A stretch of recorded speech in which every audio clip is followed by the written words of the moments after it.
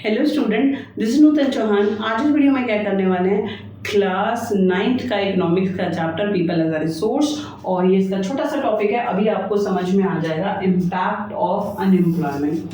सी, मैंने इससे पिछले वीडियो में आपको बताया what do you mean by unemployment. ठीक है, तो अनएम्प्लॉयमेंट का मतलब क्या होता है? When someone find out gainful job, unable to find out gainful job, this situation we known as unemployment. जब आप एक प्रॉफिटेबल जॉब ढूंढना चाहेंगे और नहीं मिली वो जॉब, तब वो इसे कहते हैं बेरोजगारी। ठीक है, अब जब आपको जॉब ही नहीं मिली तो इसके जो इम्पैक्ट आएगा वो अच्छा आएगा कि बुरा आएगा? भैया बुरा आएगा, कि पढ़े लिख भी गए, बड़े भी हो गए, माँ बाप की भी आशाएं हैं कि घर संभालोगे और जॉब मिली नहीं।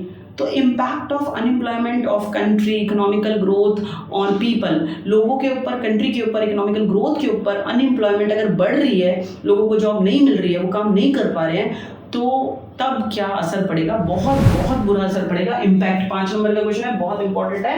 Impacts of unemployment. See, unemployment lead the wastage of man power resources.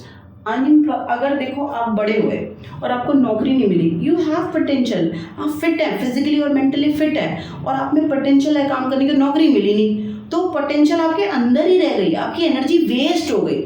C, I am healthy, physically and mentally fit, ठीक है, after my education, after my training, today I am able to represent my lecture. ठीक है, तो मेरा जो knowledge है मैं produce कर पा रही हूँ, मेरी जो पोटेंशियल है वो दे पा रही हूँ। बात समझ आ गई? तो मेरा एनर्जी तो सेव हो रहा है, अपना देख लो भैया। ठीक है, तो मैं आपसे कह रही हूँ कि if unemployment you face in your future, manpower is waste, one of the biggest bad impact of unemployment। क्या कह रहे हैं? अनएम्प्लॉयमेंट से एनर्जी वेस्ट होती है, मैन पावर, आपकी जो आप रिसोर्स होने वाले थे, आपकी एनर्जी वेस्ट हो गई, अब घर पे पड़े रह गए, अब टीवी देख लो, खाना खा लो, इधर घूम लो, उधर घूम लो, लेकिन जो आपके अंदर पोटेंशियल थी, जो देश के लिए आप कुछ कर सकते थे, अपने माँ बाप के लिए कर सकते थे, वो तो वेस्ट हो गया। ये बहुत बहुत बड़ी समस्या है। People who are an asset for the economy turn into liability। ओहो ओहो ओहो, ये आज आपको सुनना चाहिए। एज ए स्टूडेंट आप में ये बहुत ही अच्छे से आपको समझ में आना चाहिए। प्लीज, क्या लिखा हुआ है? असेट और liability. Keep in your mind, if you are not able to find out job in your future, you not become a good professional, you do not become an entrepreneur, मतलब life में आपको कुछ ना कुछ तो करना पड़ेगा। अगर आप कुछ भी नहीं कर पाए तो फिर आप अपने देश में संपत्ति की जगह बोझ बनने वाले हैं। बोझ, आपके खाने का खर्चा, पहनने का खर्चा माँ बाप और गवर्नमेंट चलाएगी, आपकी बीमारियों का। तो शर्म आनी चाहिए इस बात पर। Try and understand today, take a oath कि we get education, we enhance our knowledge and we become good professional. ठीक है, for your self, for your family, for your country. Unemployment बहुत खतरनाक सिचुएशन है। ठीक है, अनएम्प्लॉयमेंट से क्या होता है कि अब पीपल जो असेट बनने वाले थे, संपत्ति, टर्न इनटू लायबिलिटी, वो अपने देश के लिए कर्जा, बोझ बन जाएंगे। There is a feeling of hopelessness.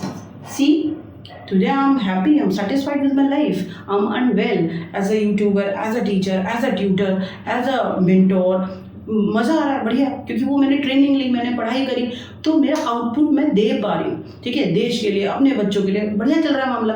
लेकिन कहीं अगर मैं पढ़ लिखने के बाद मैं कुछ नहीं कर पाती, ठीक है, तो फिर मेरी एनर्जी वेस्ट होती, and somewhere I am under depression, I am get into anxiety, और होपलेसनेस फीलिंग मेरे अंदर आ जाती कि ना, मैं तो अपने घर के लिए भी नहीं कर पा रही हूँ, माँ बाप के लिए भी नहीं, देश के लिए भी नहीं। तो बहुत ही ज़्यादा वो डिप्रेशन में आ जाते हैं, होपलेस हो जाते हैं, अपने आप को नकारा समझने लगते हैं कि हम देश के लिए कुछ नहीं कर सकते।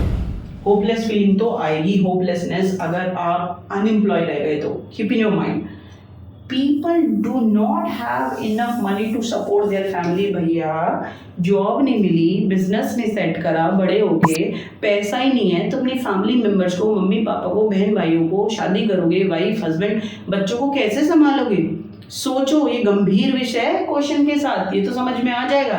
क्या लिखा हुआ है? People if unemployed in the future, they do not able to support their family, अपनी फैमिली को सपोर्ट नहीं कर पाएंगे। अच्छा, आगे चलते हैं, क्या लिखा हुआ है? Inability of the educated people who are willingly to work, find gainful employment implies a great social waste। Inability to find out job, जब आपको नौकरी नहीं मिलेगी ना तो यू बिकम सोशल वेस्ट, समाज के लिए वेस्ट हो जाएंगे। आपने देखा है नेबर्स रिलेटिव बड़े हो गया, आप किसी और बड़े भाई बहनों को देखो अपने और डरो इस बात से कि जिन्हें जॉब नहीं मिलती, जिनके करियर फेल होते हैं, पढ़ाई पे ध्यान नहीं देते हैं, तो आगे चलकर वो समाज के लिए वेस्ट हो जाते हैं। कोई भी क्रिटिसाइज कर देता है रिलेटिव्स नेबर्स की, अरे ये तो कुछ नहीं करता, ये ठीक है।